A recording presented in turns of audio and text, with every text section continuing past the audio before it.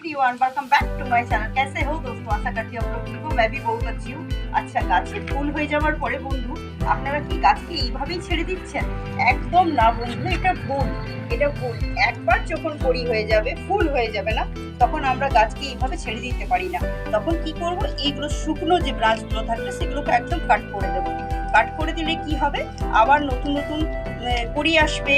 কড়ি হলেই বেশি বেশি ফুল পাবেন। আর এরকম ছেড়ে দিলে কিছুতেই হবে না বন্ধু, কিছুতেই না। আপনারা চাইবেন যে হবে, ছেড়ে দিয়ে এরকম আবার হয়ে যাবে, কিন্তু না, এটা ভুল পদ্ধতি। হলেও খুব লেটে হয়, আর ভালো হবে না, হেলদি হবে না গাছটা। তো যখনই একবার ফুল হয়ে গেল, বাস এইসব এই শুকনো লিভস বলুন বা এইসব ডালপালাগুলোকে বলুন আমরা কেটে নেব।